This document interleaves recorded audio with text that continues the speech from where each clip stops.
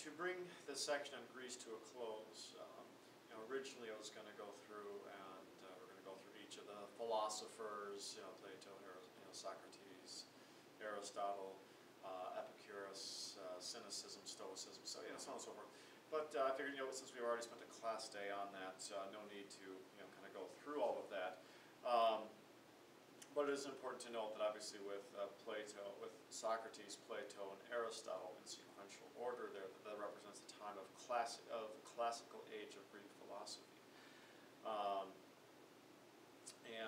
But we'll shift from there to actually go on to one of Aristotle's pupils, and that is Alexander from Macedonia.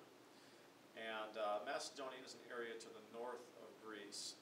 But we also mentioned, if you can think back, how it was only for a brief period of time during the Persian Wars that Greece was actually unified together, where the city-states are actually all working together for a common goal, and you can call it Greece. But beyond that, you still have the Athens, Sparta, whatever. Well, Macedonia is to the north. It's a region to the north of Greece. Alexander had come from that area of Macedonia. He was trained by Aristotle, and Greece, through internal struggle, was ripe for really takeover. And so Alexander took control of much of Greece, and then from there moved on to take over much of what was the Persian Empire, the remnants of the Persian Empire. And so this Macedonian, son of Philip, this Macedonian took control of much of the Mediterranean world and the Near East, and even bits to the Far East, as far as India, as far as Alexander's kingdom had reached. And we're not going to get into necessarily the ins and outs of how did he conquer, or what did it look like, things of that nature, but more so into this idea of its impact on not only Greek culture, but the culture of the Near East, and even into the Far East, or India. Okay, and there is what we call Hellenic, and there is Hellenistic society. Now, Hellenic is what is directly Greek. If you are Greek, then you are Hellenic. All right. I guess in the same way that you could say Russians are Slavic, or English people are Anglo-Saxon. All right. And so Greeks are Hellenic in that same sense of the word. All right. But there's also this idea of Hellenistic. Hellenistic is Greek influenced. All right, which gets back to this whole, my big fat Greek wedding, those who are Greek and everyone else who wishes they were Greek, or give me a word, I'll show you how the root of that word is Greek, so on and so forth. That's a Hellenistic mindset there, okay? And the idea of that is that the areas that Alexander had conquered and taken over adopted many aspects of Greek culture, although since they were not Greek, they could not be considered Hellenic, so they were Hellenistic, all right, Greek influenced. And you see remnants of that today, by the way. Anytime you go to, let's say even over here on the corner up to Pitaway, for example, much of that is Middle Eastern cuisine.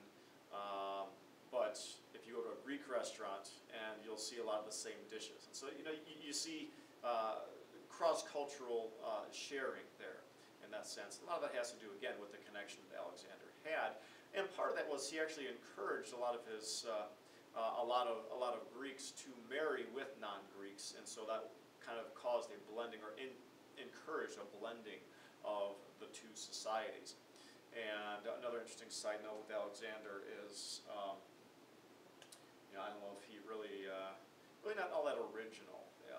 Most of the cities that he had conquered and taken over, he named after himself. There was several Alexandrias in the ancient world, or at least in the world of Alexander. 20-something, around that number. I don't know the exact number, but it's around there.